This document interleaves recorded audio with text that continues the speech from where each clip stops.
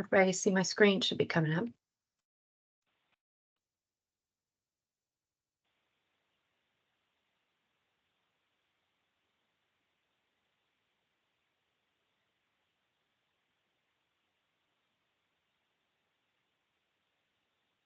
Must be Don't getting see it routine yet. for you, Rochelle. I'm sorry? This must be coming routine for you. Yeah, usually Maria's on to share, so I don't know what's happening here, but we'll get it in just a second. Oh, she is here. She's here. Okay, Maria, can you share the screen, please, so we can get started?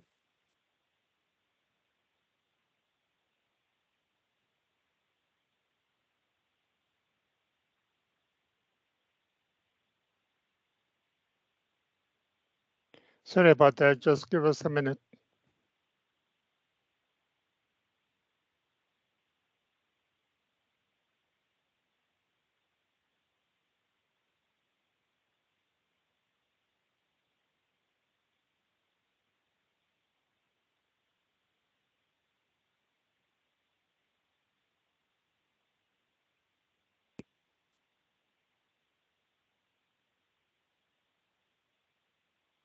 Maria, I'm just confirming, are you starting to share your screen? Yes, she is sharing right now. Do you see it? Yes, but I see the claims. Rochelle? Financial. I see it. no, I can see it.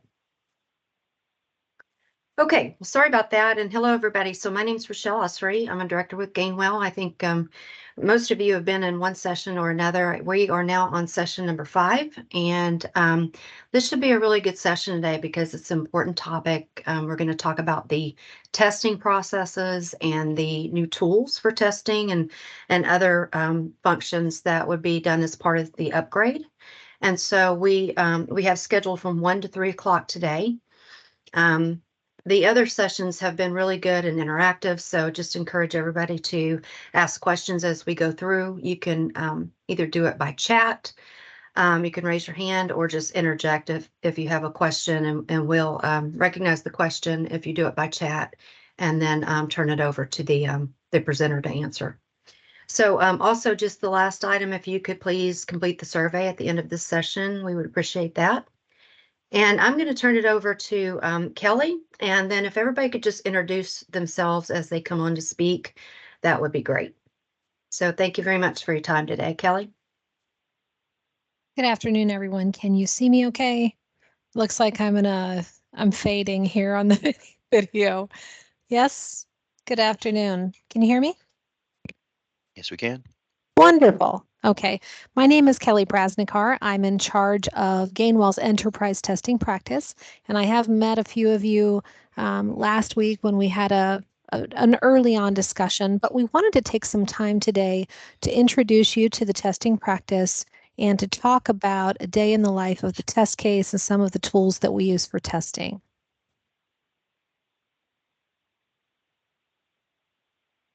So Gainwell has over 30 states that we support today. We are an independent testing organization. We do operate on an enterprise level. We have over 350 employees and 26 procedures and work instructions for how we do testing today. We also have a separate and independent Center of Excellence, and the Center of Excellence is continuously evaluating the procedures and the work instructions that we have on the ground. I know that we have a team of testers from the testing practice on your account today, and certainly as we move forward with an upgrade, we would continue to expand that. For claims encounters and financials, we do have a master test bed. It is our repository of cases for CEF, and that master test bed is continuously evaluated and refined. It is stored in a repository, and so as additional cases might be identified or refined or changed, as the solution changes, that master repository is managed and maintained on an enterprise level. We do have several tools that we use. We will talk about ALM today. We do have a tool called G-Smart, which is our automation tool. We use Load Runner, and we have other tools as well for file handling. And these tools allow us to standardize our procedures across the testing practice and drive consistent and repeatable excellence in delivery across all of our accounts and programs. And next slide. As far as RQMS is concerned, I know that you are using RQMS today, and we will talk about the RQMS functionality as we move through the ALM instance, but you can think of ALM as an entire software lifecycle management tool that has separate modules for requirements, test cases, test execution, defect management, change control, and releases. Each of those separate modules are linkable one to another. And as we move forward with the upgrade project, the RQMS that you use today would be utilized in a maintenance mode throughout the course of the project. And then once the project is coming to its production implementation, we would park RQMS. You would still have access to the historical data there, but we would launch ALM in full use at the onset of the production deployment for CEF. And of course, as you see there, extensive training will be provided on ALM. ALM has a standard look and feel on the panels, and you'll see that today in each of the screens. And it's highly linkable and has a lot of in-depth tracking and reporting. So we'll talk about a little bit about that today. It's a very robust tool. We didn't want to overwhelm you with all the details of the tool today, but certainly give you a taste for the look and feel of it and how we use it to drive testing excellence.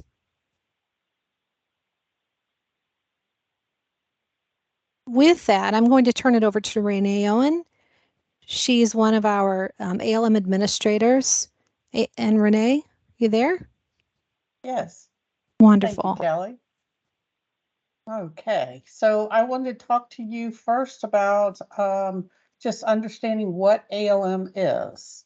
And as Kelly already stated, it's an integrated system for people, tools, and processes.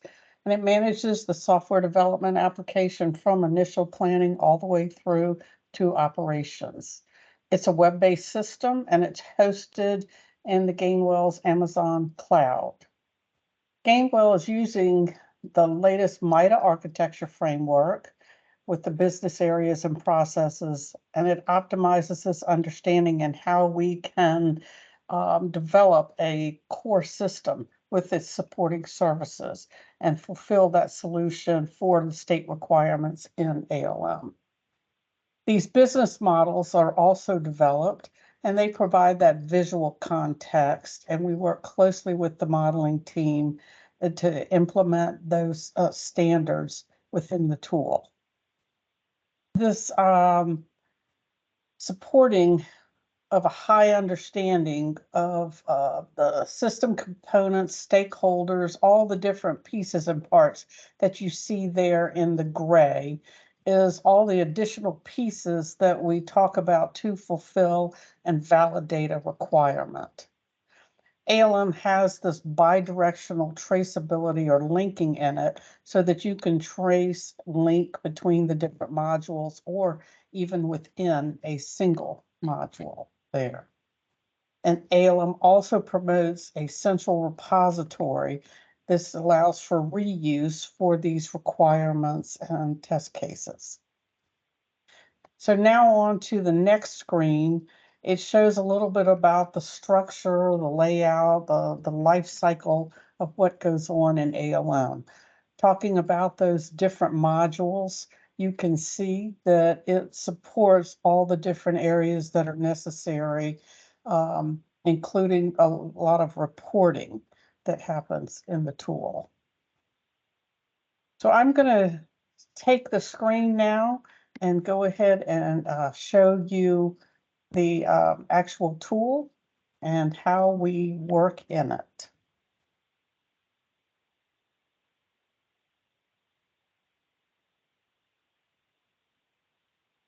Okay, so now with the tool up, I wanted to first talk to you just a little bit about how we actually start ALM.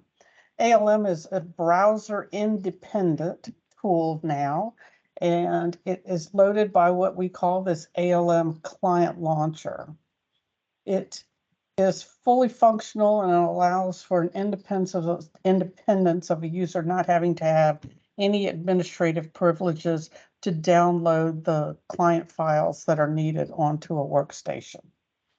Once you engage this browser, then you're going to come right on in to ALM. I already have it up and running, and I wanted to just start to walk through a little bit about the modules. If you look here on the left-hand side, you'll see these different modules that we've been talking about. Here in the dashboard, this accommodates for the different reporting and charting graphs that are able to be developed. The management module allows for these releases and cycles we've mentioned.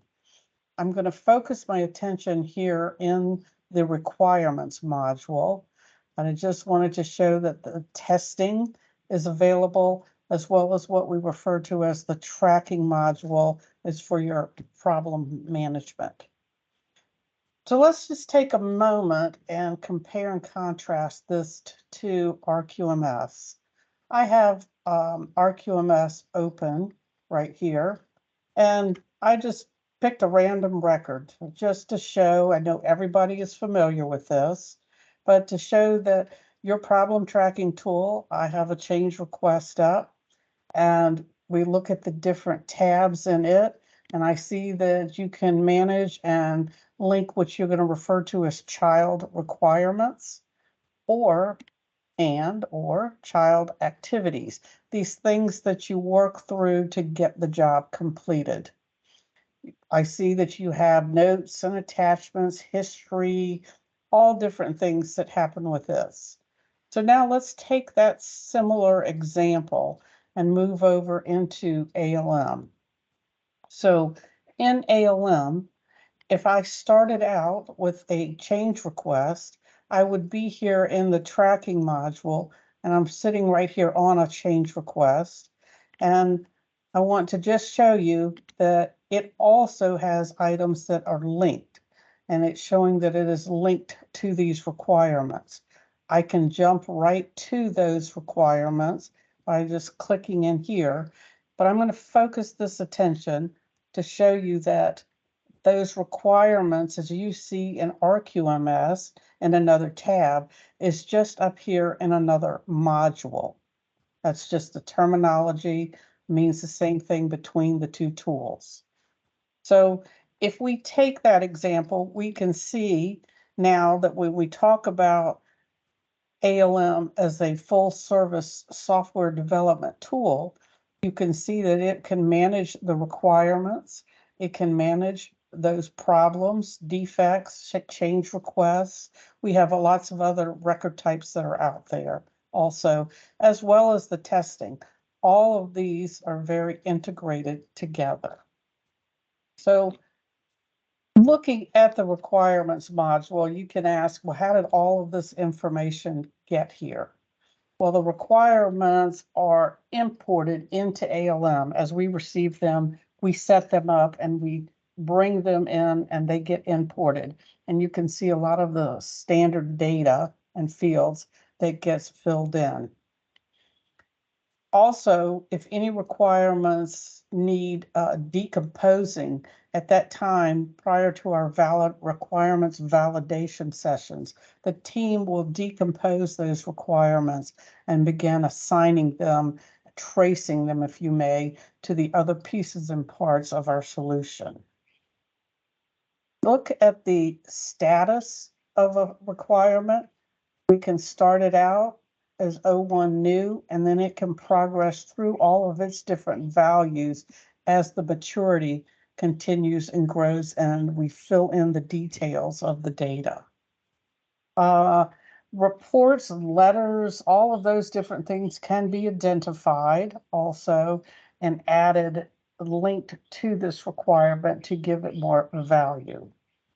So a little bit quickly about this module and just looking through it. You have different views that you can see your data. I'm sitting here right now in what we refer to as a detailed view. holding the tree of requirements here on the left and the details of the information on the right. I could just as easily move over into a grid view. This is probably more similar to you from RQMS.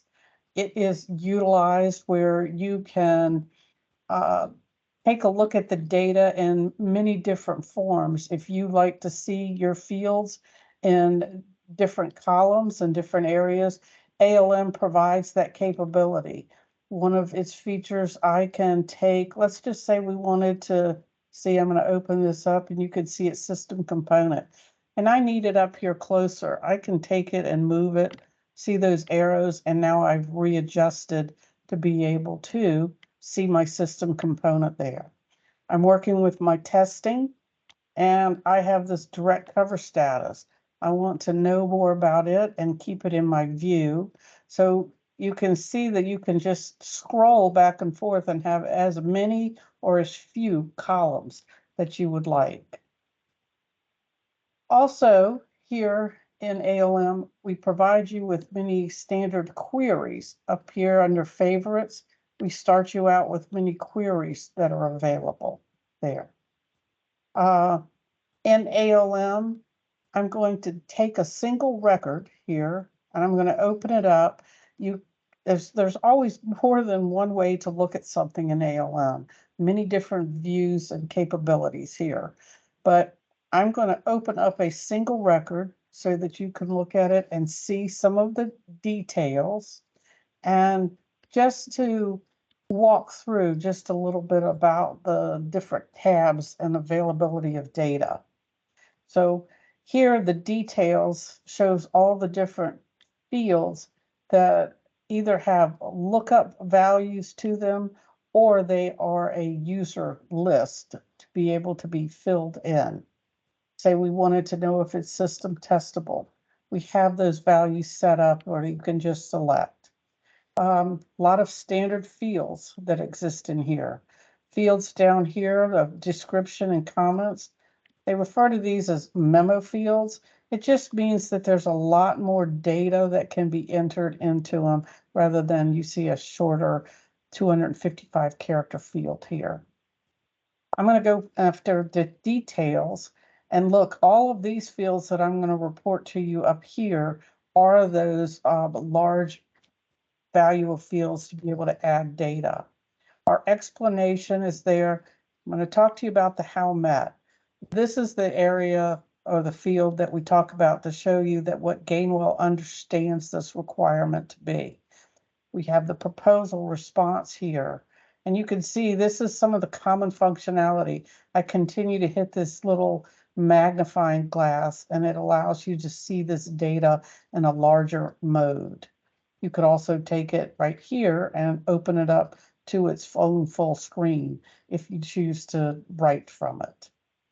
This proposal response and this how met, we've added some additional fields. So if you're in a review session, you can add your notes if you need some further explanation. So all of those are free-form fields that the data can be filled out in.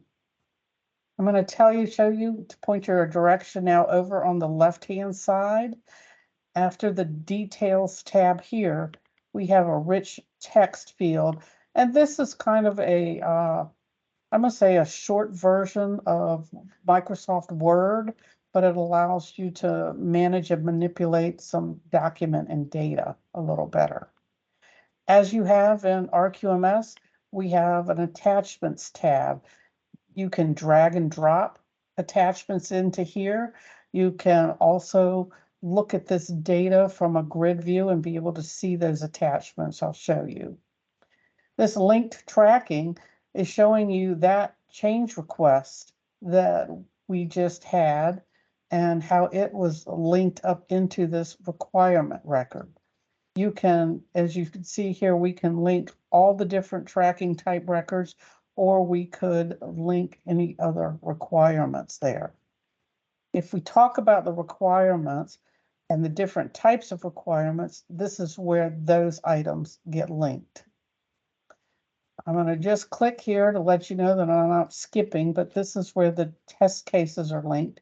And further discussion and detail will be had here.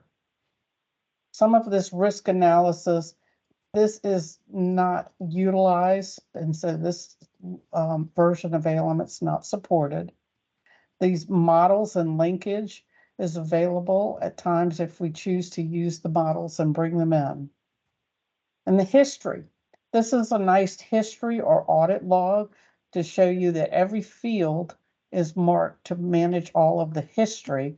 And if I expand it all, you can see the before and after snapshots of what has happened, who did it, the date and time stamp. And if you want to see any details, you can then just click inside it and it will show you an old value to a new value of the field that I was on. So I'm going to jump back to the details here. I'm going to cancel this record and show you that third view that I was referring to there as the grid view. And you can see it's just in a different format, but if you look sort of mid-screen, you can see that all that data and those tabs that were on the left-hand side of the screen are just down here at the bottom of the screen now also. One last thing that I wanted to go through with you is quickly some of this common functionality. So what I'm about to show you, these things are applicable in either the requirements testing or the tracking module. That enlarging of the data was one of them. The movement of my columns in here, that I can move this data anywhere I want to see it. We have a set of columns that you can display and show which ones you want to see versus which ones are available. So that's the beauty of being able to set this up for your look and feel and your needs, and then to be able to save them. We have the capability to save all these queries either in your own private folder or in this public folder that's made available for everybody. We can sort. If I wanted to sort this data, and let's say that I wanted to sort it on this direct cover status, I can just click there, and yes, it put this little tick mark up there and said now sort it in alphabetical order here. That question, that comment that you saw, there's another place for sorting. And so all it was doing was just releasing all the additional sorting and filtering that I had already set up. We talked about attachments of records, enlarging data. Take a look here on the right-hand side, and it's in this little blue box called pinned items. So look, I have a requirement there that's pinned. I can pin requirements, test, tracking items, but let's say that I wanted this record 4599 that I'm sitting on, and I want to pin it. I'm going to come up to these little icons right here under the menu items, click it, it gets loaded into there. I can push pin this to where it would stay or toggle in and out for me. So you don't have to always run your queries, go look, try and remember what the record ID was. You have this pinned options available to be able to show your data. Email. We have the capability here, this little letter envelope that you see, and I can send an email to somebody about this record if I've made changes. I can send a copy if I said to myself about it. I can add comments. I would click this box and say, add this to the record. I'm going to add this right quick just to me, but I'm going to say send myself a copy so it CCs me in there. And then I have this little statement that's been made on that record. When I send this, it's queuing it up. It's telling me a piece of mail has been sent to me. But now, if I open this record, you will also see that that comment that I just added on that email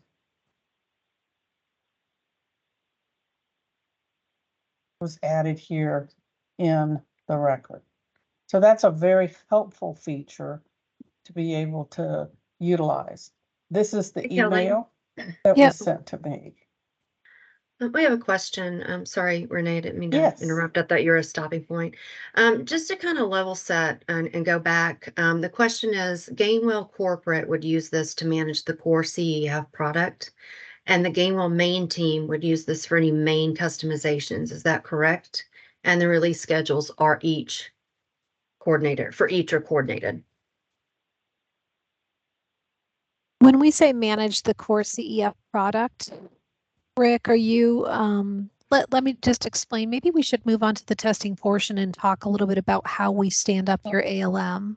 And that's I'm the finished, next. so Oh, go okay, right ahead. wonderful. Go So right that's ahead. the next slide in the deck, Maria. Can you move back to that and we can get into that? And then Rick, if I don't answer your question, please let me know. Is it Rick or Richard? I apologize. Rick. Okay, wonderful. So I'll talk about this from a testing perspective, Rick, but I'll also color in there how we do it for Gainwell as a whole. So for Maine specifically for the upgrade project, we build a testing forecast, and that forecast is a timeline, and it's the scope of testing for that particular product solution. Product itself is running sprints, they're running iteratively, and those product releases deploy out to the accounts for account consumption. And so there is a separate life cycle for product in and of itself, to answer your question there. And then once it's deployed for consumption, we have what's called a master test bed. So I'm going to go from the forecasting that's built to a master test strategy, which is a document that describes all of the testing levels, how testing is conducted, the tools, etc. And then we will stand up an instance of ALM specifically for Maine. So product has its own process and its own life cycle and its own iterations and sprints.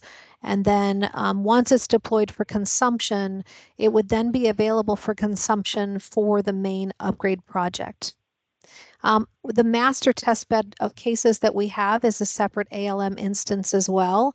And when we stand up that main ALM instance, we will migrate those test cases from the master ALM over to the main ALM.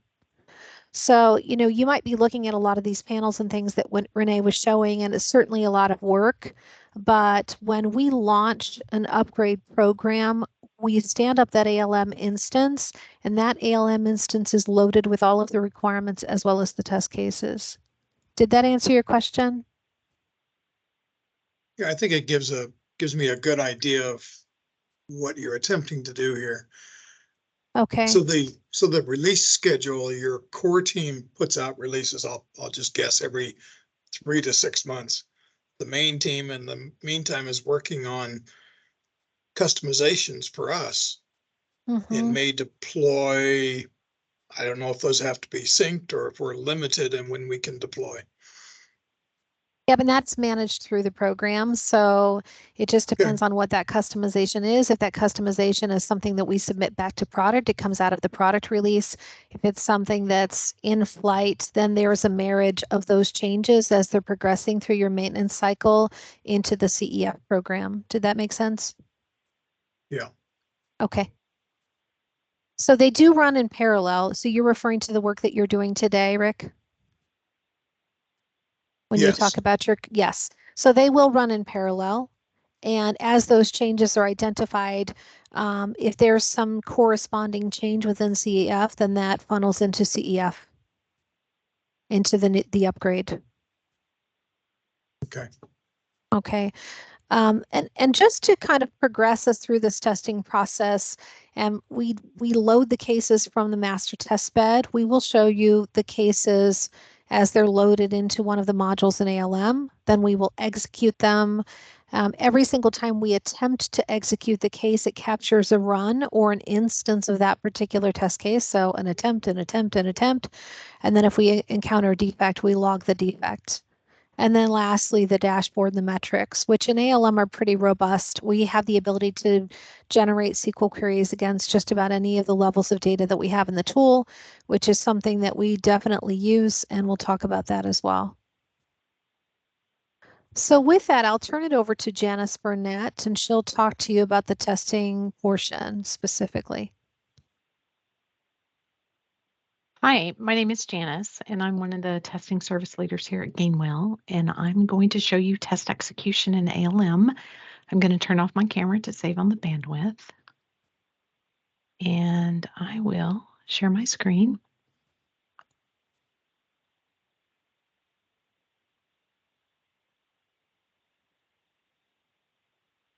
Okay, let me know if you cannot see it.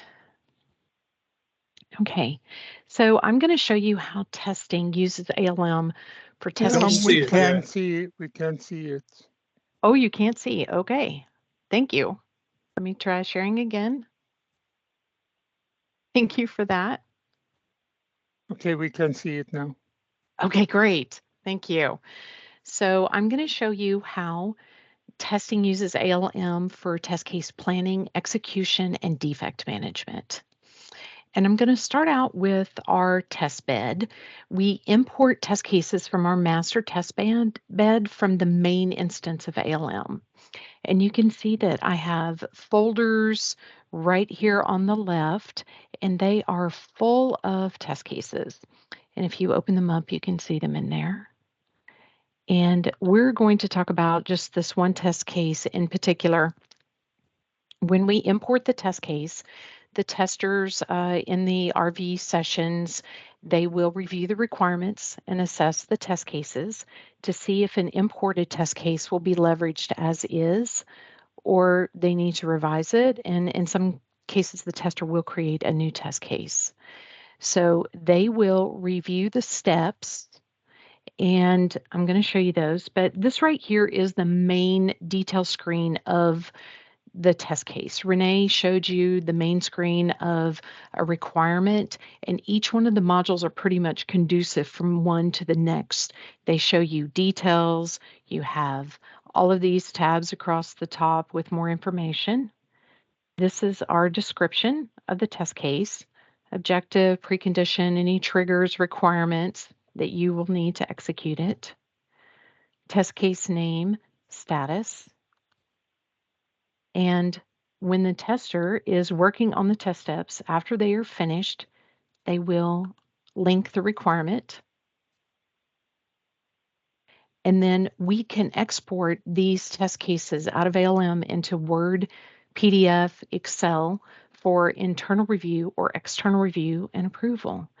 And when we send them out for review, they will come back with a comment log, and we hold a meeting and we review the comment log, update the test cases if necessary. And once they are ready, we move them to an overall ready status.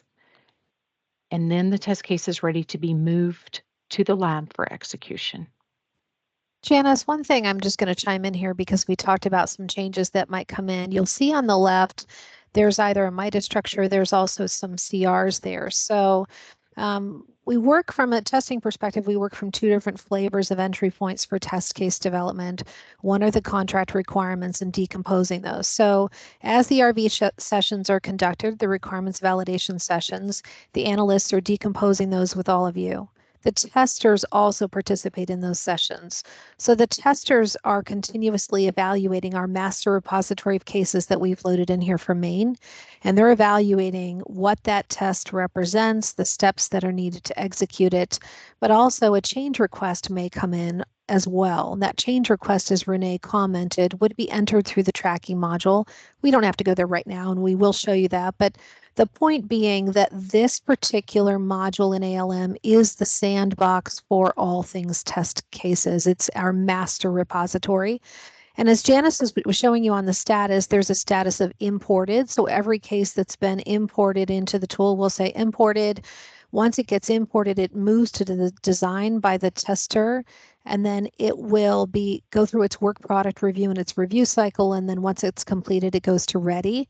If during the work product review it needs to be revised, it goes to a repair status. So our procedure accommodates, three levels of review and approval of that particular case. First by the test lead, then by an internal SME, and then of course we would disseminate those cases to you for review. And Janice is just showing you the the substatus is there, ready for review, internal approved, etc. So this particular module is not, I'm going to go ahead and create the case and execute it. We're really working in the fashion of building out the universe of test cases. I don't believe that Maine has a master repository or regression suite of test cases today, but this would house every single test case that is active for your solution. So if you wanted to continue to expand on your universe of test cases in your master repository, that would be in this particular module here. We really look at this module as the brain trust for testing. So any functionality that's active, it's stored, it's in a ready status, and if it's not, it's not. It would be removed from this repository. If you had a change request come in and that change request modified a case, and then you had another one that modified the same case, we continue to manage and maintain this repository so that it's active, living, and breathing for all of the testing that we need to do for Maine. Janice, let's move over to the test lab now and show them, once we actually have the cases in ready status, how we get into the execution mode. Great. Okay.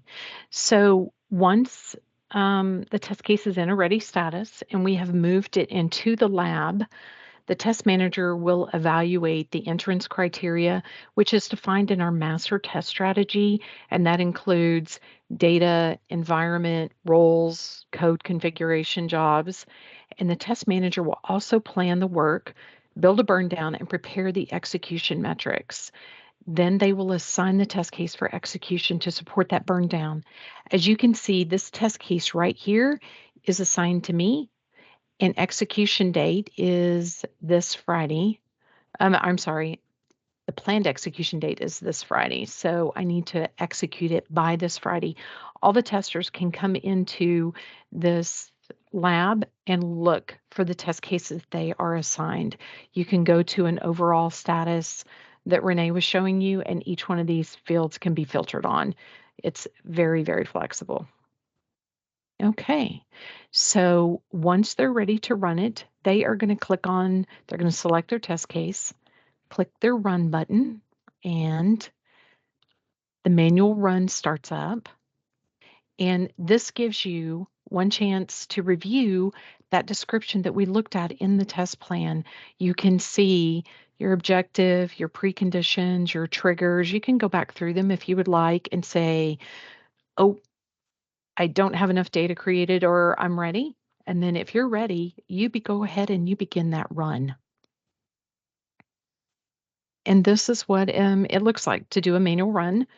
You can see all of your steps, the description, the expected, and the actual result.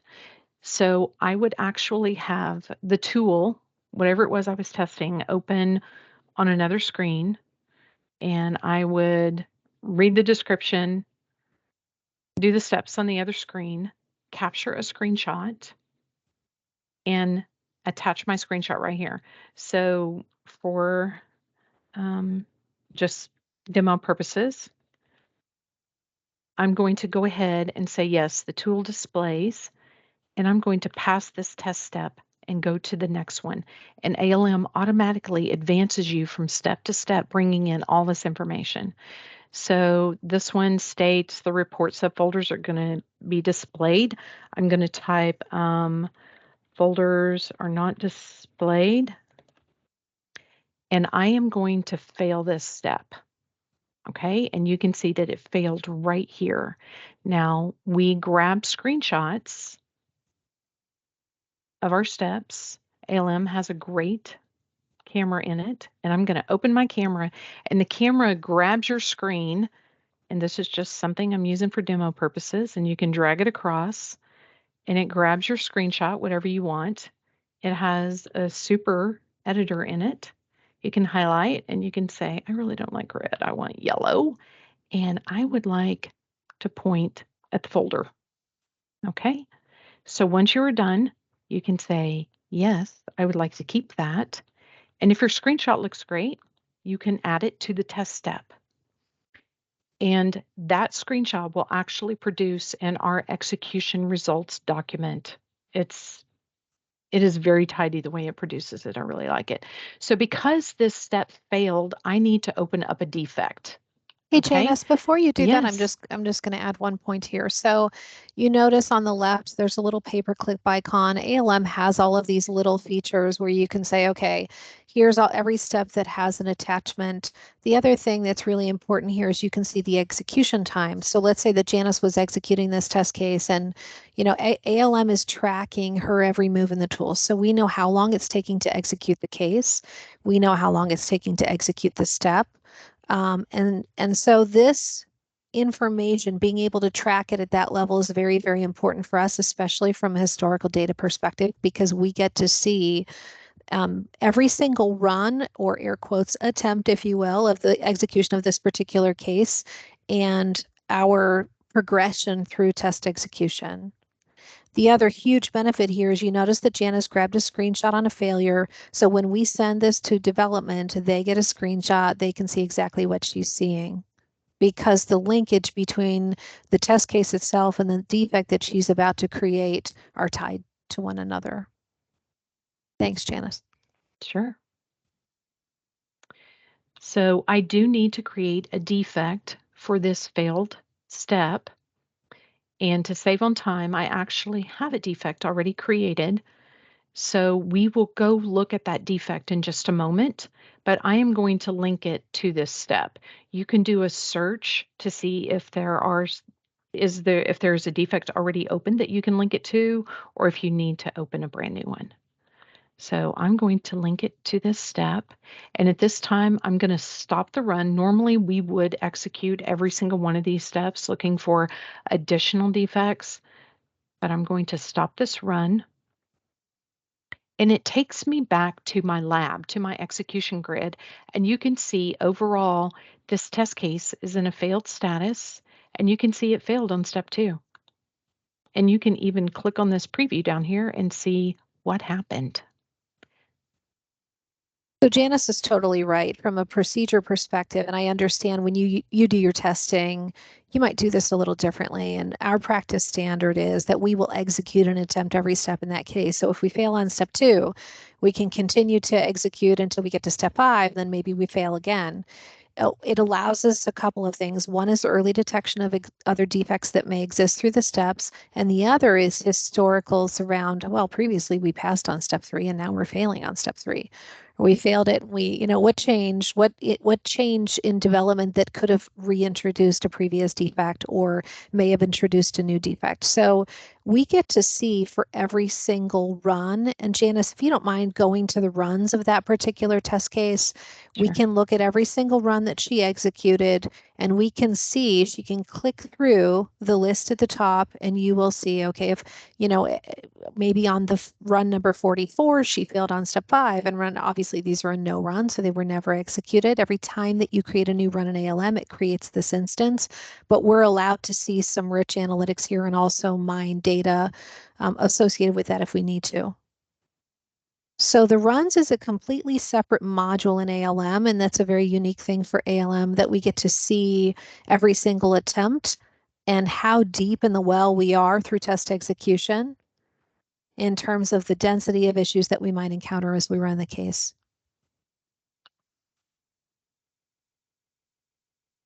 Okay. So I have failed this test case and I have linked it to a defect. So let's go ahead and move to the tracking module.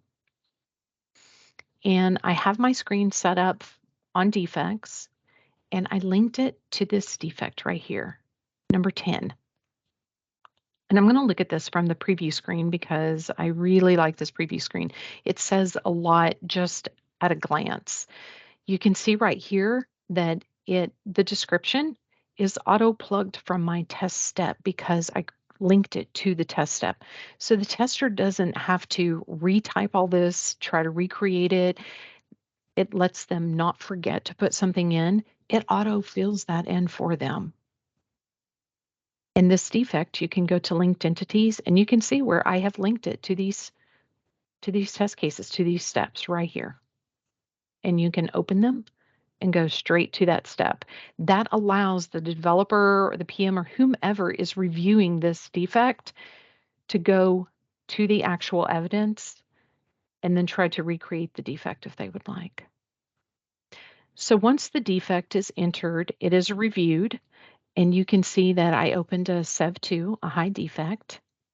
Okay, we can, normally it comes in submitted, and I move this one to queued because it is a valid defect, and it's going to be queued for development. So development is going to come in and review it, and then they are going to give us an estimated fix date. That is really important. We need to plan ahead as to when we can re-execute this test case, and if there's 10 of them linked to it, when we can do this whole suite. So they will give us an estimated fix date right there. And then it will continue on through the statuses. It will go to queued, it will move to development, they will work on it, they'll move it to resolved, it'll be retested before we ever rerun our test case. Now, once this is resolved and it's moved into SIT and we pass this defect, we will come down here and go pass our test cases, and these will actually change to green. They will be passed because they're linked.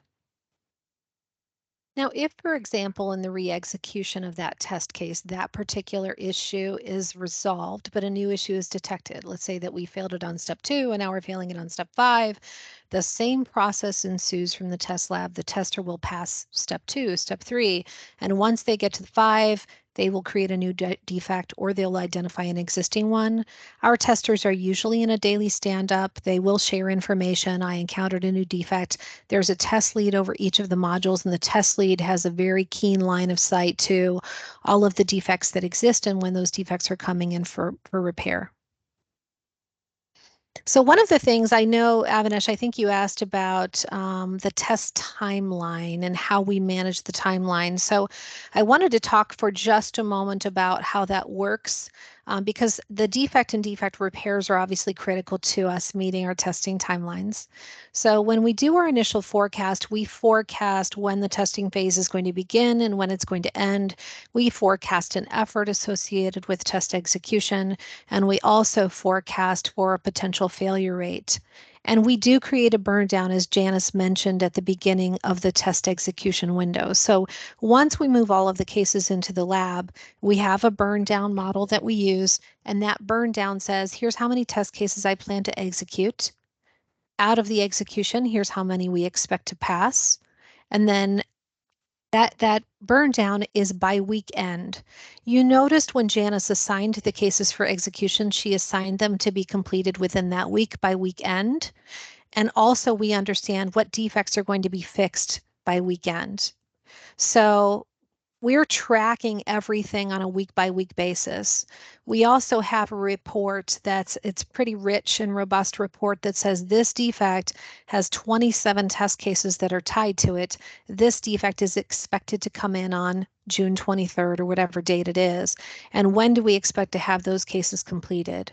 So our test lead and test managers are continuously aligning the cases that are available for execution against the burn down schedule that we've created to make sure not just that we have enough cases to execute, but also that we're going to pass enough cases to continue to move the needle and keep us on track from a testing perspective. As far as entrance and exit criteria is concerned, for SIT, we have in the back of the test strategy, there's actually a table. The table lists by column each of the testing phases, SIT, UAT, etc. And it talks about the entrance for each of those phases. We do function in like a modified waterfall where we're continuously testing, and if things are available for UAT, our plan is to not hold UAT hostage. If it's something that you can start on, we certainly want you to be able to do that. But there's also a review and approval. Yes, you're ready to go. You know, we've met everything from an entrance criteria perspective, and that area is intended to start. And it's very similar before we start UAT when we talk about the test results at the end of the SIT phase. So if, for example, reporting, you're waiting to test reporting from a UAT perspective, and we are at 90% complete. We call it the acceptable pass rate. Acceptable pass rate means that we have executed our test cases, we've completed first pass, and we also have no SEV2s, so you're able to start with those. If UAT you decide, well, we don't want to start with them, we know that that report is failing and we just don't want to start until it's fixed, then that's absolutely your choice. But we'll review that with you so that you can make the best decision for you. Hey, Kelly, Yes. a question on Avinash. Could you show the end product of that failed test that you showed earlier, like a file that could be shared over email if required? So what's the outcome of the failed test and how can you share it? Failed tests, let's just talk for a moment about the intent of sharing it. Do you mean, we want to send it to a developer or you want to see it, or can I get some context on the question, please? Yeah, either ways, if it's and it doesn't have to be a failed test, even if it is a test that passes, and I want to send it for someone to review it outside of ALM. Mm-hmm. Is there a document that generates that captures all the steps and the screenshot that I can There share? there is a document. We didn't set up the document generator, Avinash, but to answer your question, yes, you can generate a document. You can do it for one test. You can if you have a folder in the lab in ALM where Janice is right now and she has reports and you wanted to send all of the reports and all the report results. So there's a lot of dynamic flexibility in terms of being able to do reporting. What we would do, so Janice is showing you about some of those.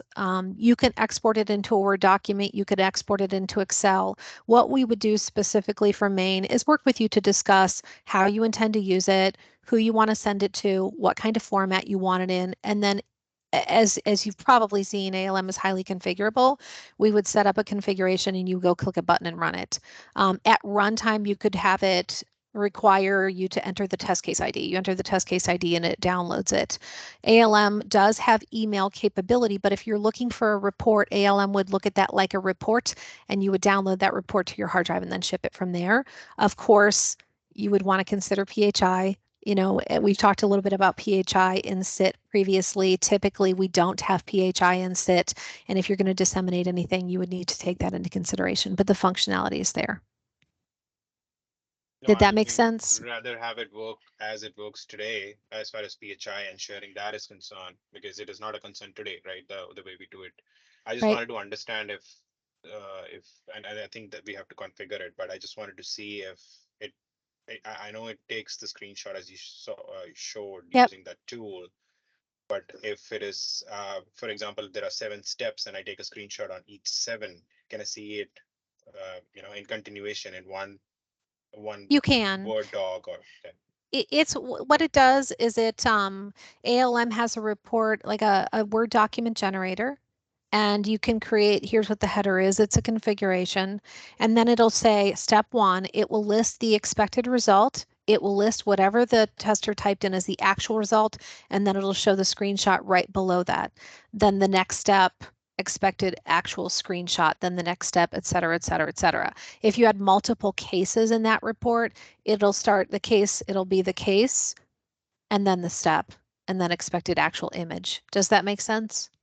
Yeah, sure. And once that is configured, that'll be there forever, right? For It's something that forever.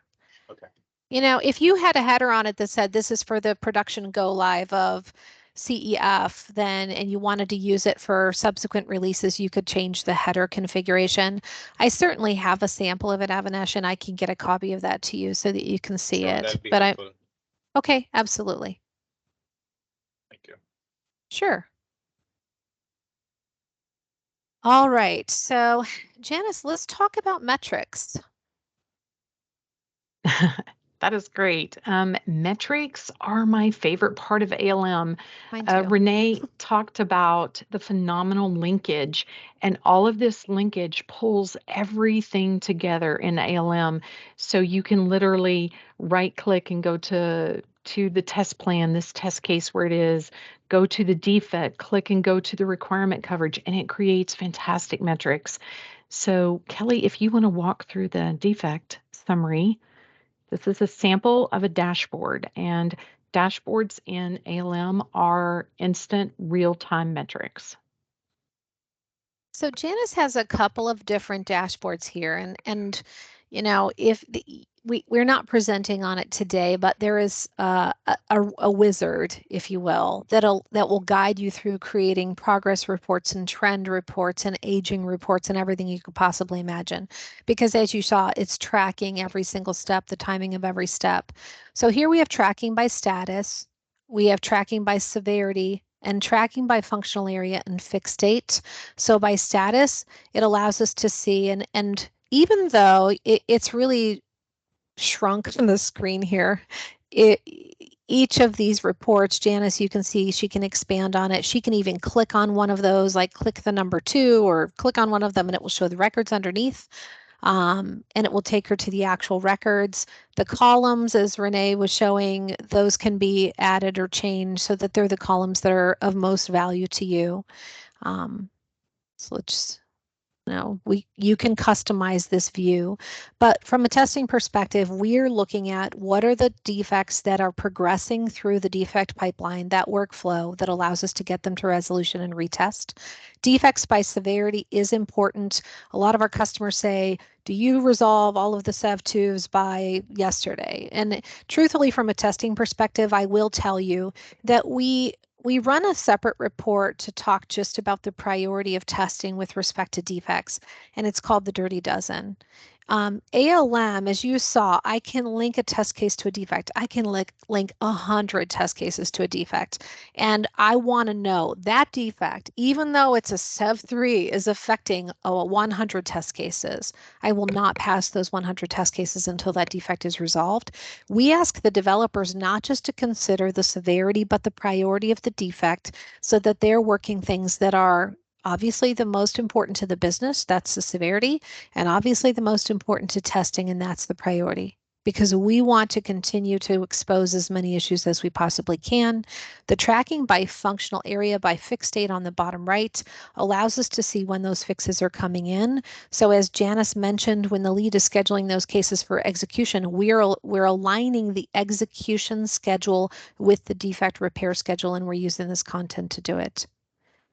Now, Janice, let's jump down to the execution for just a moment because we were talking about scheduling for execution.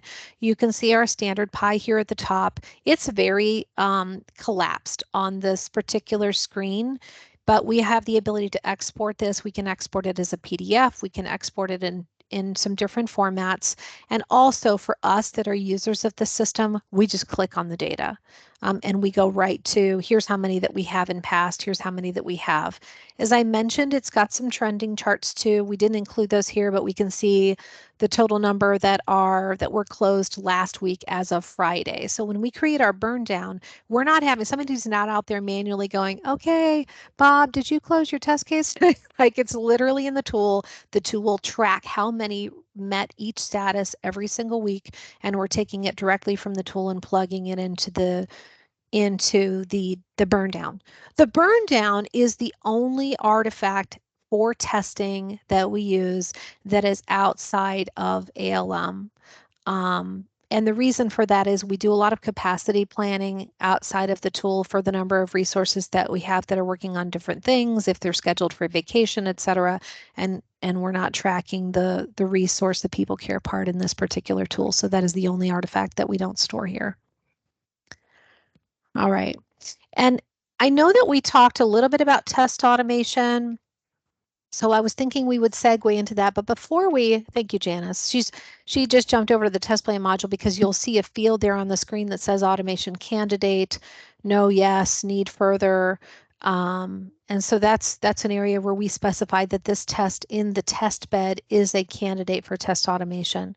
But let me just pause there and see if we have any other questions around how we traverse through the testing process in this tool. Any other questions? No?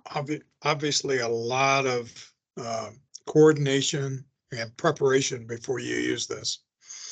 There's, you know what, Rick, I think that's a common feedback point is that it is a very robust tool, and it can be, I know my video is horrible, it can be a little bit intimidating if you're not used to these modules. We have procedures and work instructions that go hand in hand with the document. So Basic statusing, like that is a common thing. Like, how does a test case move through its test case development process? And we rely very heavily on the statusing to say, at this status, tester, you're doing this. At this status, you're doing that. And once people get acclimated with the process flow, because each of these modules, what you've probably noticed is they have a process.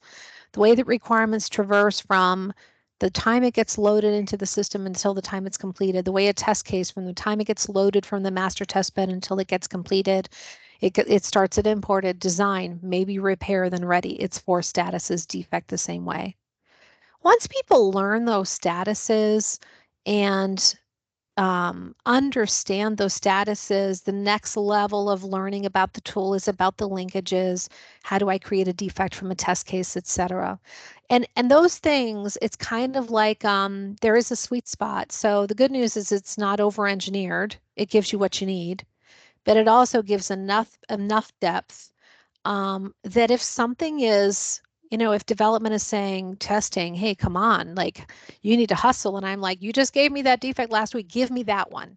Give me defect number 5555. And if you give me that defect, we'll be able to open up all of these cases.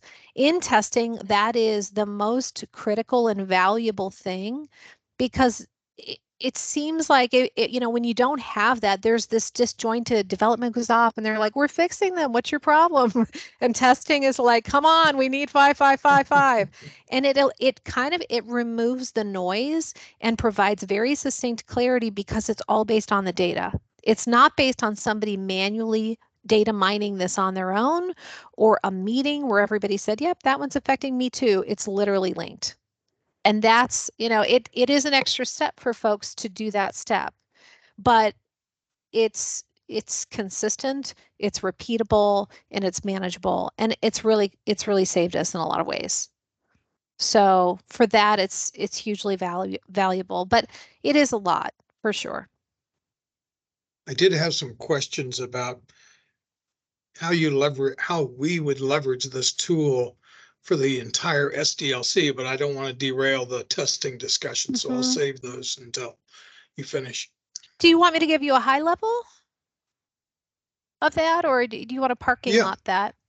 No, that's high level's fine. Okay. I mean, you start off with a request, or the main team today starts off with a request from the state.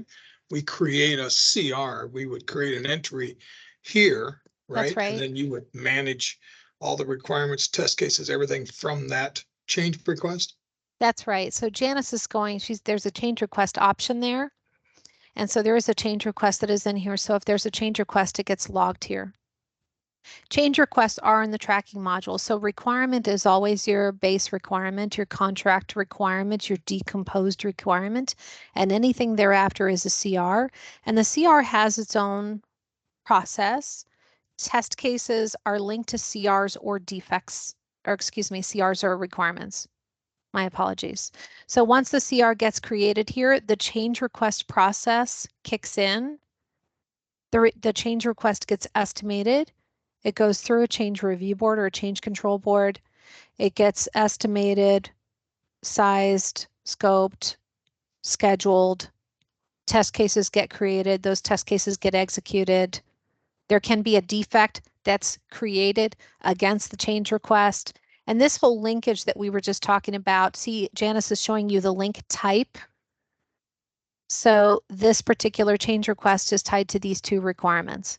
And this is where, Rick, everybody's head's kind of like, poof, wait a minute, what just happened? Because I was in all these individual modules and now I've got all this linkage power on the back end, but that is the power of the tool. So this change request has its own process. It might be tied to a requirement from a testing perspective. We might test that requirement and then later test the change request, or the change request comes in and we say, that change request is going to change control that test case, those test cases. So we're not even going to run them once. We're going to wait for that CR to come through and then we're going to run it all together. Does that make sense? Yeah. And then all of the other modules kick in. So the test plan has the cases that are associated with the CR. If this is when Janice first started, and it's kind of hard to explain this because it is so robust, but she said we load the cases in and then we either revise them We leverage them as is. So maybe it's just it's a base requirement and a base test case, and it is what it is. Or she might actually revise it. So when the CR comes in, the testers say, am I creating a new test case? We don't believe in creating a new test case for every single CR. Why? You lose the concept of having a regression test bed. You lose this concept of Maine having its universe of test cases if you're writing a case every single time. And all the time and money that gets spent on writing test cases, why spend it over and over and over and over again? So the tester has to actually do the due diligence of identifying the case and modifying it, maybe even canceling it. So the change request has a change control process and it follows that, but it exists in these modules. It exists in the tracking module, the case and the plan, and then it moves to the lab, goes through runs and defects, etc. So if business says that for this change request, we need this in by October of 2023, everything in this tool would try to manage towards that date. Sure, but there are processes, the other thing about this tool is this tool does not dictate the process, it's the other way around. So there's a change control process. The change control process doesn't say, well, the tool only allows us to choose the third Thursday, we don't believe in the tool limiting us what we need to do for our business. The process is what the process is, and the tool needs to support that. So if, for example, you said we would need that by that date, the change review board and that change control process are going to evaluate that CR and say, okay, well, this makes sense, and let's do the estimate on it, and let's assess how this is related to the base work that we need to do for you. And then a decision is made, and then it's dispositioned, and it will route accordingly. So Okay. we can capture all of that in here. You might have some CRs that you're like, we don't expect you to get to this now, but we don't want to lose it either. So you can put it in there, and there are statuses and things in here. Janice is showing a defect, but there are different statuses and sub statuses that allow us to route things different ways. Those statuses are instrumental to how we track things in the tool. One other thing, and I'm still spending a lot of time on this, but it's important, is that as we go through this process, if, for example, you said, well, we don't want that anymore, every single decision in this tool and statusing, we require it from a process perspective to have the artifacts that back that up. So let's say, for example, we had a test case and a change request came in and it invalidated that test case and we don't need it any longer. And the tester's like, I talked to so-and-so and they said we don't need it anymore. Well, that tester has to go through a process of change controlling that test case to remove it from scope. We can't just remove it. We don't have that luxury without having the documentation and the artifacts to back that up, whether it's something on the requirement per the customer in this meeting session, blah, blah, blah. This is what they're preferring, blah, blah, blah. And then we will send a copy of this change control, test case change control to you to say, just so you're aware, we're canceling this test case because as we understand it in this business meeting, this decision was made. So there's always an artifact that supports the statusing and the dispositioning of things as they move through the tool. Okay. Thank you. Absolutely. So we talked a moment about test automation. Janice was in the test plan. When the tester is in the test plan and they're evaluating that case, there might be some that say automation candidate, yes. If it's already a candidate, we already have it in GSmart and it will have a corresponding GSmart record. And that GSmart record is created by the tester. So just like the tester is going through the test steps, they're documenting those test steps and decomposing them, the tester can then create an entry in GSmart that corresponds to this ALM record. Let's go ahead and launch the GSmart slides. I think, Maria, you have those in our deck. And let's take a look at those GSmart slides. I know that Cesar Solis is on the call. Hi, everybody. I am Cesar Solis. I am the responsible for automation on the testing practice. So I will be giving you a quick high-level overview of your GSmart test, GSmart for short, basically. What you see on this slide. Hey, Cesar, I apologize for interrupting. I'm terribly sorry. I did just want to give a preface to the team because I know that we've talked about GSmart in the past, but I know not everyone was in that previous session. So a couple of things about GSmart is it is an internal tool. So I did share that in a previous discussion with some of you. And internal meaning it is Gainwell used. It is a Gainwell internal tool. It is not for state consumption at this time. And it's, you know, I had talked, Avanesh, I mentioned this to you before, that if there are certain cases that you wanted us to consider in a regression suite as a part of SIT in ALM, you could say, hey, what about this one? Can we do this one? Can we do this one? And so we talked about that in a previous session, that if you would like us to target specific things, we can do that. The other thing is that if you're interested in using this tool long-term, we can certainly look at that. Go ahead, Cesar. I'm sorry. Okay, no problem. On the left side, as you can see, and Kelly already mentioned this, we have a catalog of test cases, which basically are created by the tester from the automation candidates in ALM. Over time, your test case catalog in GSmart will increase as testers create those individual test cases. On the right side of the screen, we have an example of a test case detail for one of these test cases. The test case detail is the actual sequence of steps necessary to drive the test case to completion. The test case detail can have navigation steps that allow GSmart to reach the desired screen. It can have steps that validate the existence of a specific element on the screen. Steps can also enter data into fields or click buttons. The needs of the specific test case dictate the steps that the tester needs to add in the test case detail. The tester can also configure which steps will produce a screen capture. That's one of the things that you can configure. And this has a direct relation to the execution report that GSmart will produce at the end. And I will show you this later on in a future slide.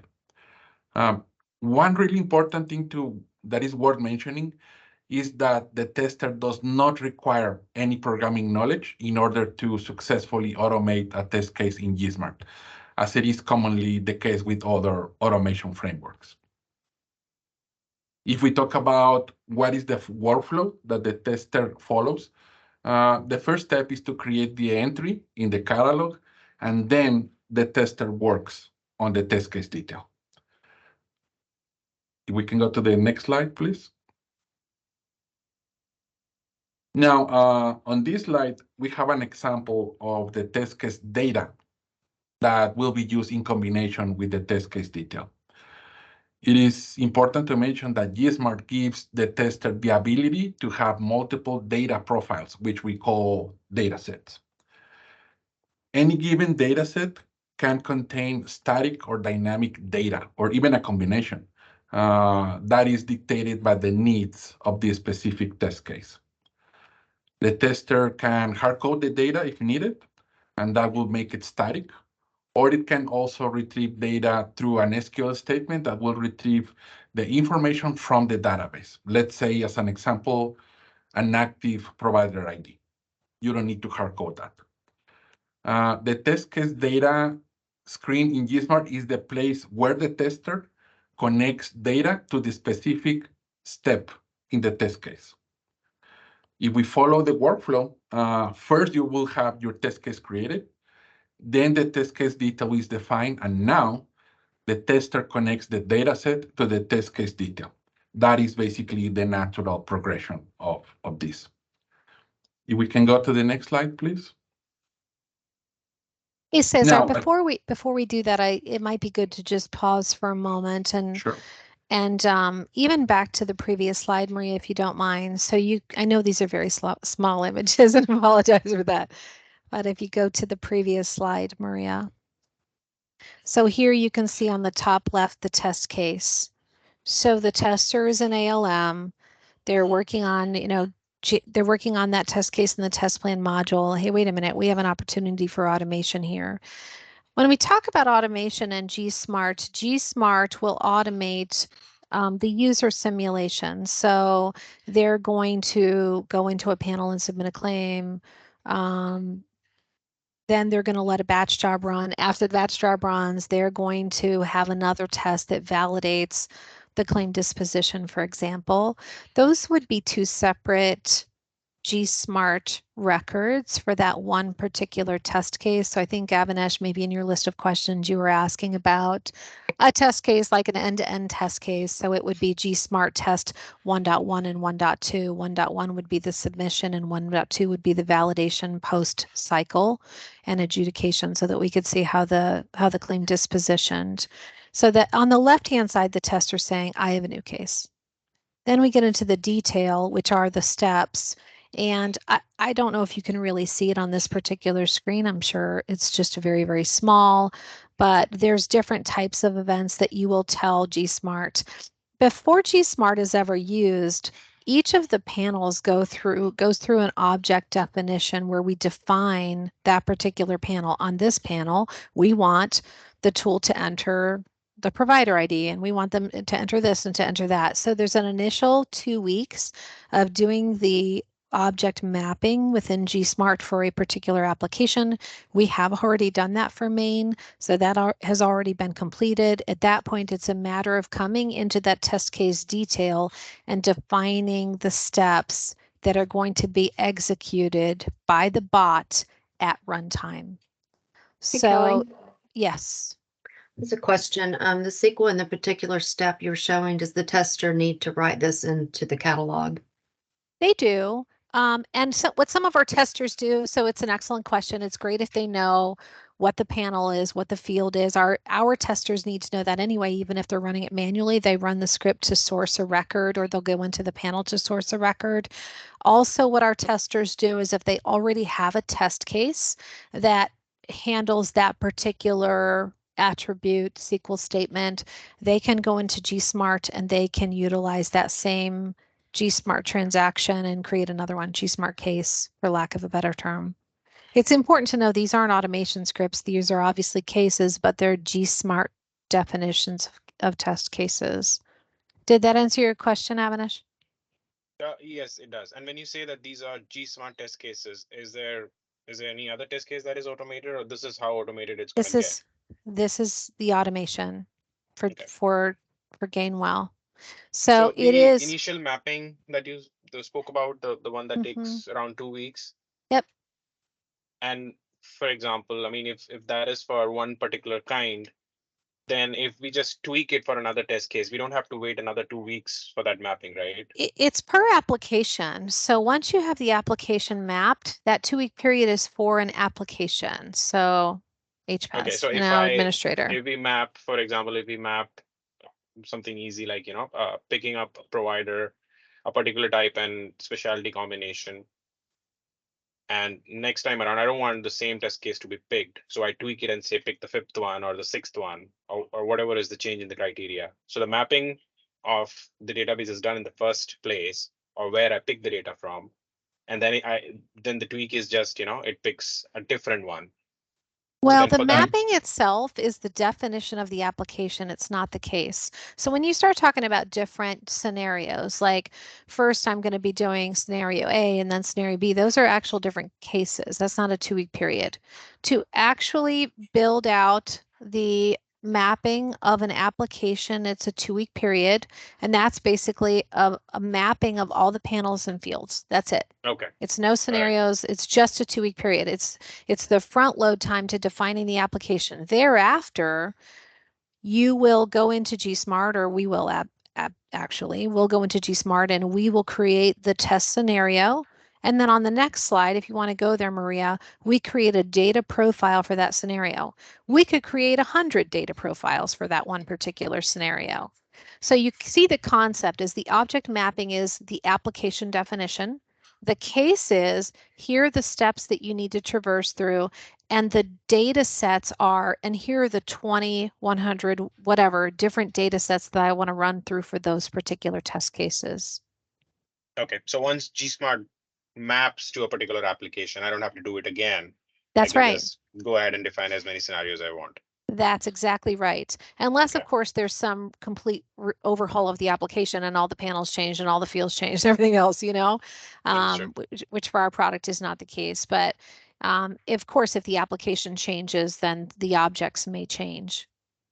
But we found, Avanesh, just in terms of time, that it's about once the objects are done and the users are, the testers are, the cases are there, that they're used to, they know the data, like you said, it might be an hour per case to create the GSmart test definition, what we call a test definition, which is to queue it up for automated execution, which the truth is that is an hour well spent if it typically takes however long to source data and execute a case manually, which for you, I'm not exactly sure what that is, but it's certainly a win for us.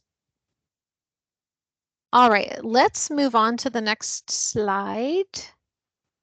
And Cesar, I'll turn it back over to you to talk about the case assignments and the run readiness. Yeah. So basically at this point, our test case is ready for execution. We have all the necessary steps. We have all the data profiles that we're going to use. So at this point is where the test lead works in combination with the tester. The test lead assigns the test cases that the tester will execute. At this point, the test cases will be able to be queued for execution. Now, here is important to mention that the tester can execute in both attended or unattended mode. In attended mode, the tester can actually see how the test case is executed step by GSmart. In unattended mode, the test cases are executed in the background. This is important because the unattended mode allows the tester to schedule the test cases for execution at a specific time. This allows the tester to run, for example, a round of regression testing that is to be executed right after an application release. Let's say every Thursday evening, you can trigger an regression test to be executed in the background. Next slide, please. Now, in this slide, we can see an example of an attended execution. On the left side, the tester launches the execution on his or her local machine, and that triggers the execution step by step of the test case. The tester is actually able to follow on screen as the test case progresses.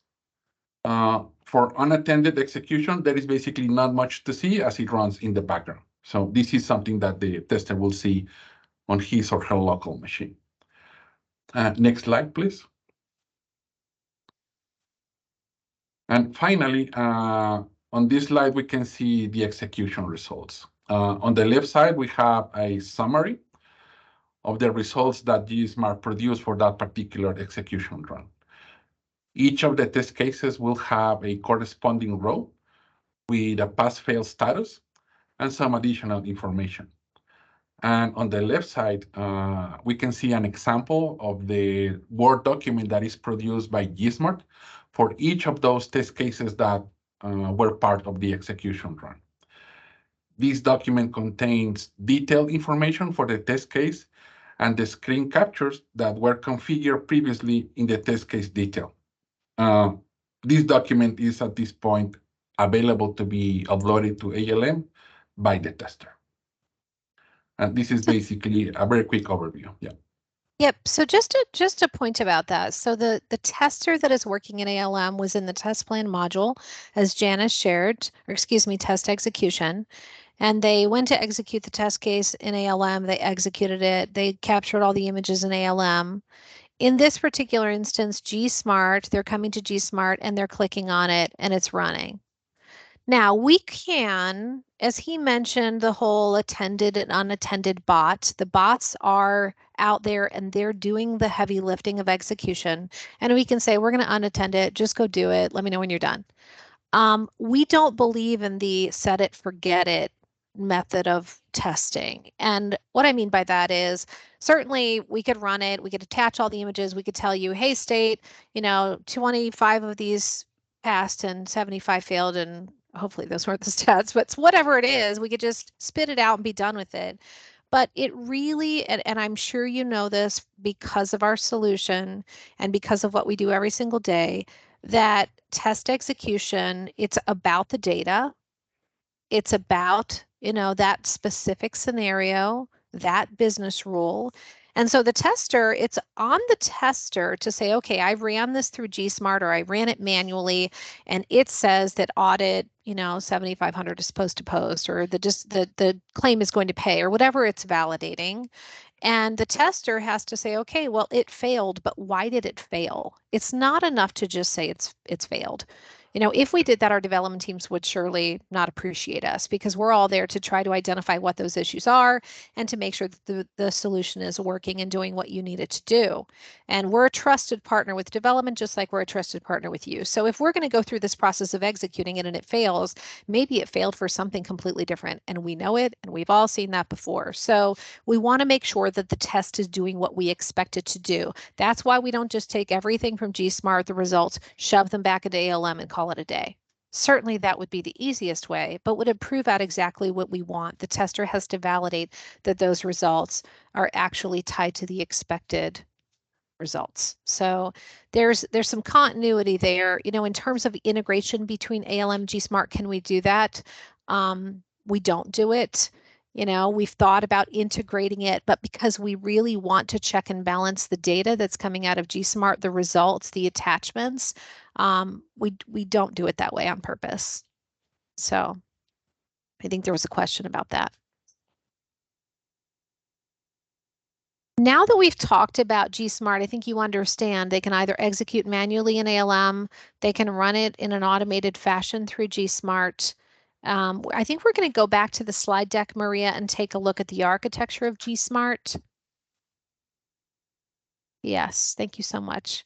And I'll turn it over to Himanshu. Himanshu is our lead architect for the GSmart test web.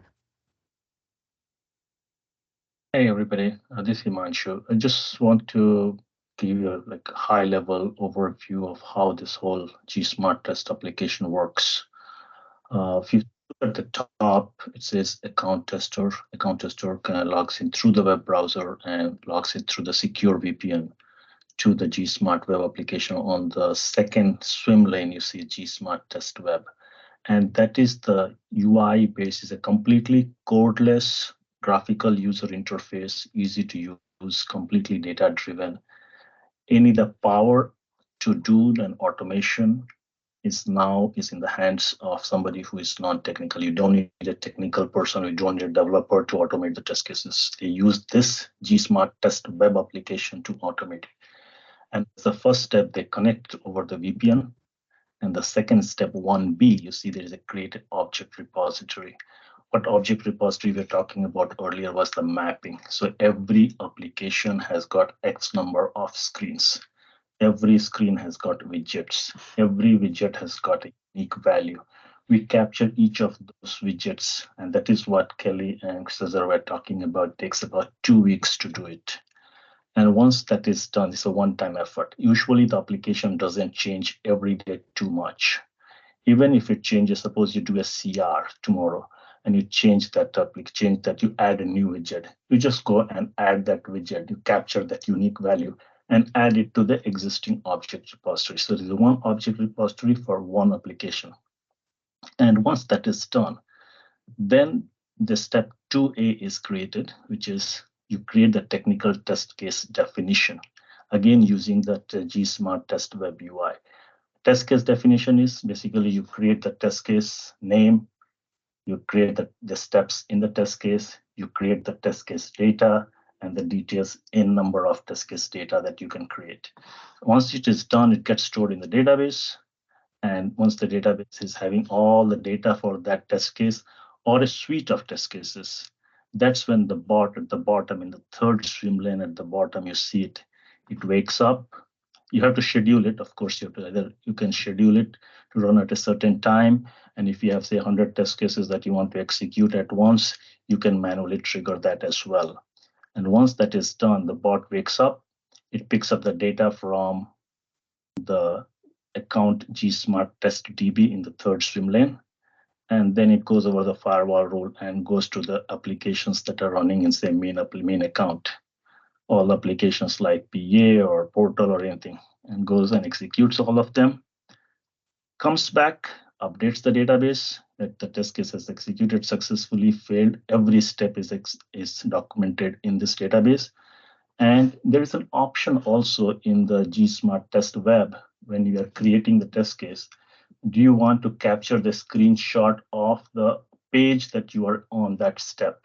If you say yes, then those screenshots are also kept and it goes into this storage bucket at the bottom. When you say account S3 bucket, it comes here, stores that all the images here. It also stores the report. Once that is done, execution is complete. A tester again comes back and to the web page, which is GSmart Test Web, and downloads the report.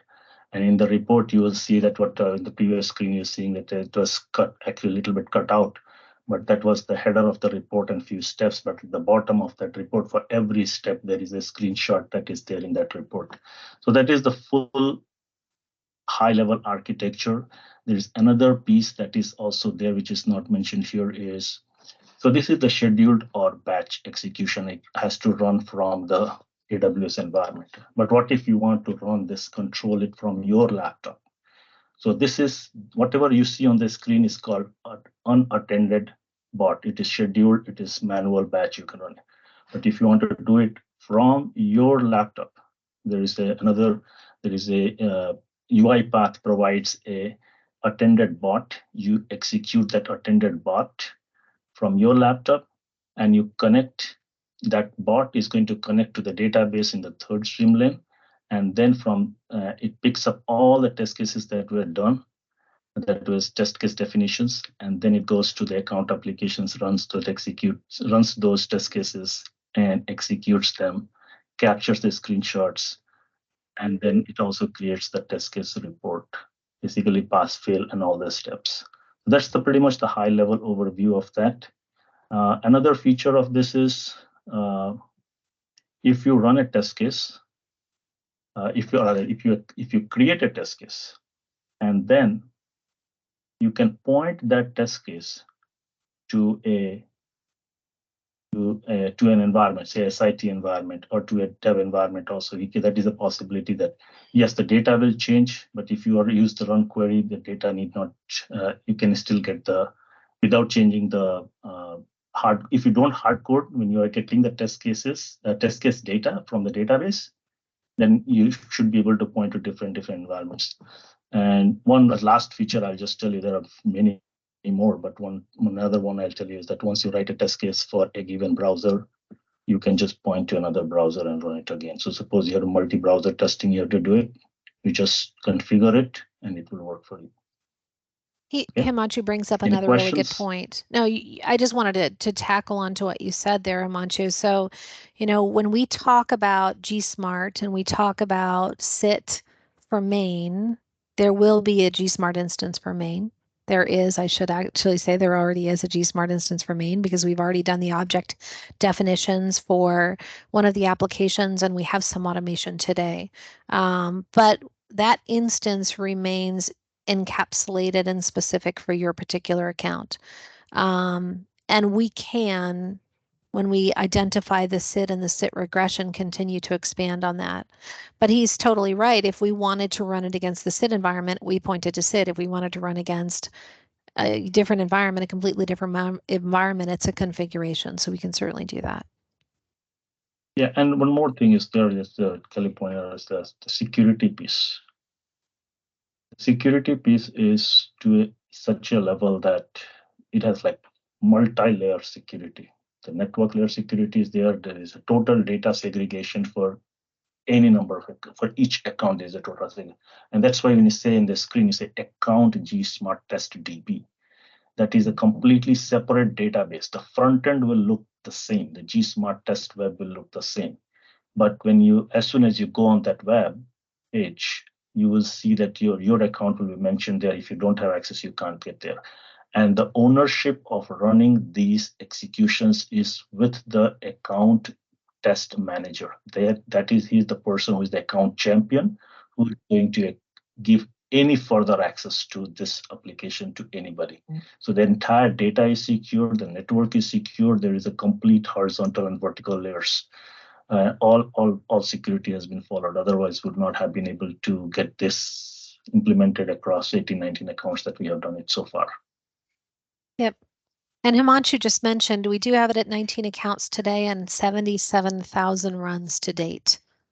So we are definitely in full use and the train is moving on automation, which I shared this in our last meeting when we looked at automation. And I think every single company has looked at this over the years.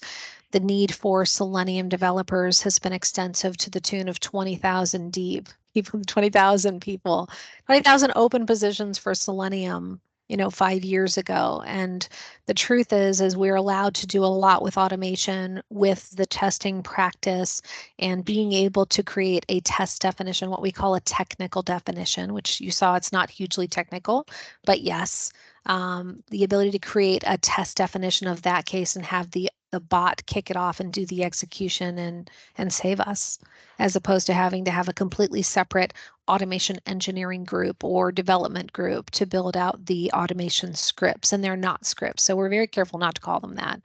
But any questions on GSmart? Kelly, I had one. You mentioned that the GSmart mapping for main is already it's something that's already on. Underway. Mm-hmm. Okay, so any application, you have only done one application you mentioned. Any application or any business area, does it have any limitation, or it can pretty much map anything that we use in main? It can map anything. I mean, we're not using it on mainframe, Avinash, I should clarify. So I just tell you that I just let me take that up, Kelly. So okay. This solution, this GSmart test web, will work on any UI. You name it, it's there. We have tested with Power Builder. We have tested one or few things with mainframe as well, mainframe screens. We have tested web pages, like any websites we have tested. We have tested with a thick client, which is running on your desktop. And one thing that we have not tested yet is, but since we are using UiPath, wherever it works, it will work. And UiPath works on a mobile app as well. So I don't see a reason why will it not work on a mobile as well. So the 3-4 places we have tested, it's worked perfectly, works like a charm. But we have not tested in the mobile one yet. Okay, all right. And within GSmart and ALM, you guys keep a track of the defects in the product itself, which might fail a test case that's totally out of scope. Right. So if, for example, the GSmart, as Cesar was showing, you run it and it shows a failure, the tester will fail that test case in ALM and they will create the defect in ALM, just like Janice was showing. Yeah, I meant other than the functionality that we are trying to test, if it is a limitation of the tool itself, the automation tool itself. We have a completely separate ticketing system for enhancements and defects to the tool. Okay, all right. Yep, we do track that.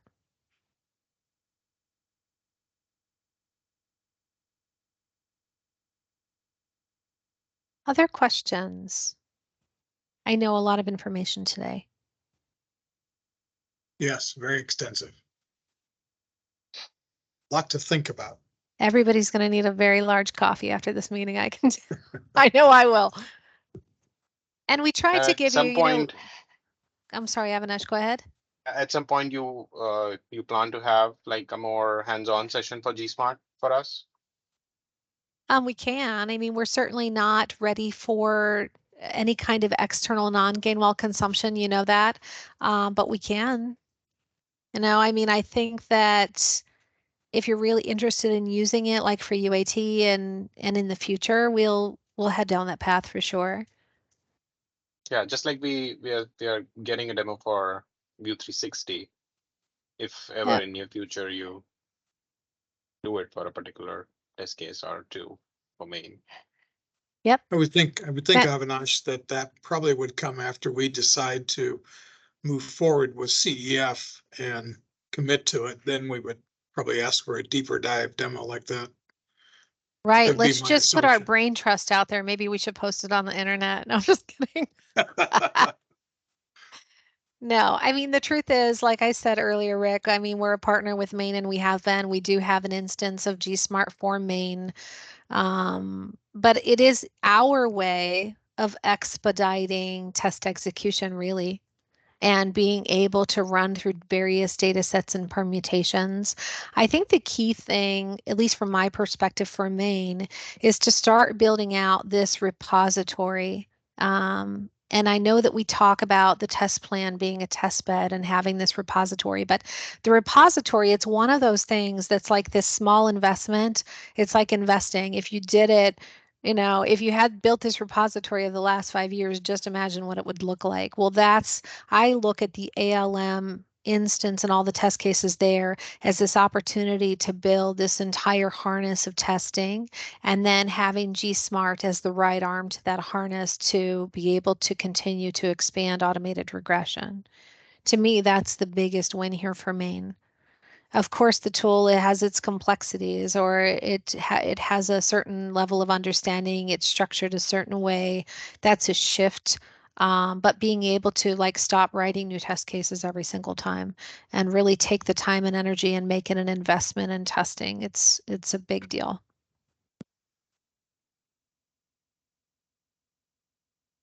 Any other questions? I would think we'd have to look at that because you're doing it across 19 accounts for a large enterprise. We're Yep. doing it for one state. Does it have the same added value for us that it does for you? Most of our states use it. Certainly, I know, Rick, you talk to a lot of the other states. You could talk to them Yeah. about it. And I think the opportunity for CEF is certainly there. I mean, with the upgrade, it's definitely there. It's a big upgrade. And And we're the biggest value add is every time you have to execute a test case manually, you have to set up the data. You have to make sure that you have to execute each of the steps manually.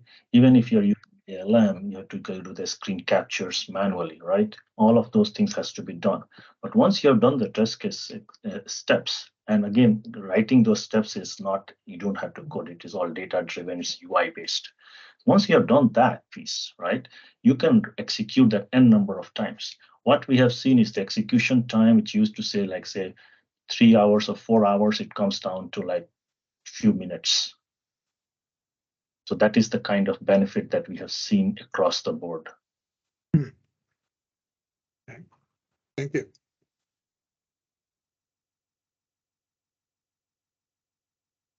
Well, I know that our next couple of slides are around the questions that you previously provided. We wanted to make sure that we answered these. I know that we talked about change requests and test estimations and, our modified waterfall, timelines, entrance and exit. Did we cover everything, Avinash? Is there anything here that we have not addressed for you or for anyone else on the call?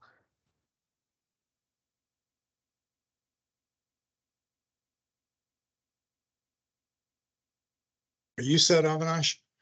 Yeah, I'm all set. I think these are all covered. Thank you. Okay. And there's another slide as well, I think a handful of others.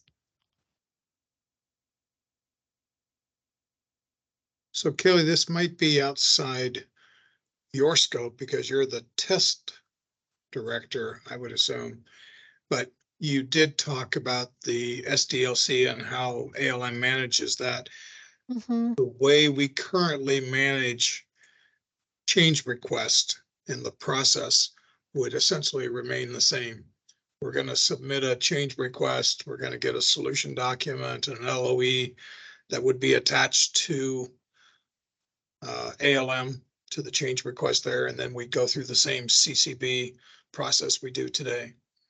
I don't believe there would be a need to change that, Rick. I know Yeah, that the program team would evaluate that and just make sure that they tick and tie everything.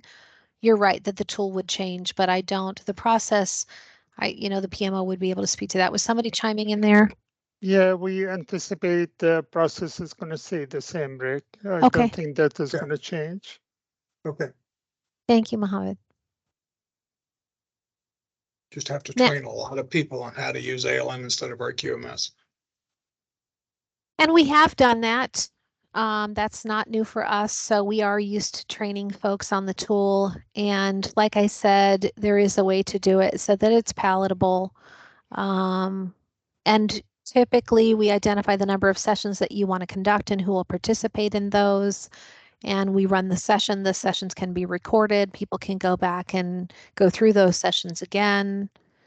It's one of those things where you can get the basics of the tool down. I mean, I'm just going to use a horrible example, but like Excel, like you can go into Excel and you can learn how to type in all the fields and how to save your file. Okay, great. You have the basics, but there's a ton of other things with macros and everything else. ALM is very much like that, where you can use it simply or you can use it in a more robust fashion. But the power's there, so that's just it. That's the key. I'm sorry, ahead. Rick, if you think about it, this is an improvement to the existing process. RKMS is used for CR, TR tracking, status tracking, and requirement gathering, where the new tool is going to be, in addition to that, is going to be used for testing, tracking as well, the test cases and documentation of the test cases as well. So you are going to basically, it's going to be a comprehensive tool that for ECR, TR, is going to track and link the CR between the requirement gathering and the test cases in one tool. I also think, Rick, and I know this is a demo environment, but I think showing you the tool when it's got like 1 million records in it is also a little bit intoxicating for a new user. So if we were going to train people, maybe we would start with 1 record in the tool. They could see 1 record because it's a lot. It's the more data that's in it, it's a lot of data too. And so people are like, what am I really looking at and where do I navigate? So that's just a consideration when we train folks on it. I think probably the harder part's going to be that we're going to have to use both RQMS and ALM for a period of years until we close out items in RQMS.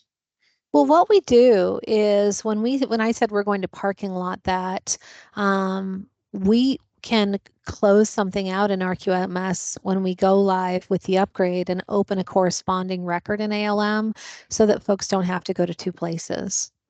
During the course of the maintenance mode of the project and the upgrade, maintenance will be in the maintenance project, the upgrade will be in the upgrade project, but the time the upgrade goes live, we don't want folks to have to go to 2 places. So we have some processes to gracefully transition from the current to the new and sunset, for lack of a better word. I mean, I don't mean to say that those things won't be accessible, but they won't be managed and maintained in the old system any longer. Okay, I didn't hear that before. Yeah, I thought, Kevin, he mentioned that, the fact that we are going to migrate the data from RKMS to the new tool, and basically we are going to keep RKMS for the archive data only. So it's going to be only for a review. And it's not a migration per se, Mohammed. So if, for example, there was a CR from 10 years ago, we're not going to move that over into ALM.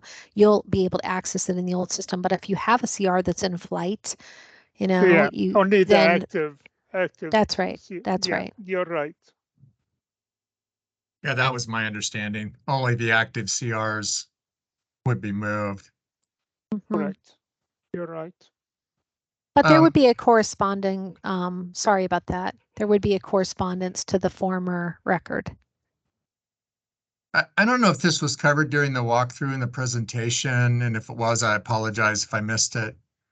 Does ALM support multiple CR types? Yes. Okay. Yes. Does it come pre-configured with a difference between what we would call a requirements change, which is really a development CR, and a configuration CR? Does it make the, are there templates set up to streamline the process of creating a configuration CR? There are templates that are there, and Renee does manage those. And you know what, to be honest with you, Renee would be able to speak to what the values are in the template, but if there's an additional drop-down value, we have added those before. So, for example, when we create a configuration CR to make a contract change or a rate update in the system that we initiate, we don't add requirements and we don't create activity records. So they're definitely different than a typical development CR. And I don't know if you saw, there were several values in that drop down of tracking type, and that would be another tracking type. Okay. It can be done.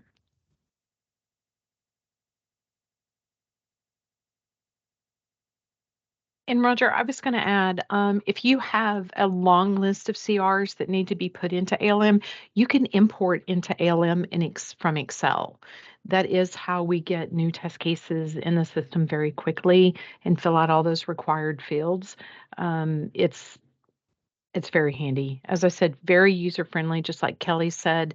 There's a lot of Microsoft tricks that you use in the screens. Very, very user-friendly. Yeah, the reason I brought up the configuration CR, just from pure volume, we probably create 8 or 9 times as many configuration CRs as we do development CRs. So there's way more of those. And so there's a lot more work by the change management team to create those CRs. They create them every day. So I just, the more effective and efficient we can get those into the system, the better off we'll be. Yep. Okay. Okay, any other questions from the group? Looks like we're almost at time. This has been a great discussion. So thank you very much. And if you have anything else, Rick, Roger, let us know. And then if you guys could please complete the survey. I think we're good. Thank you very much. Thank you. Thank you, everybody. Appreciate your time. Thank you. Bye-bye. Bye-bye.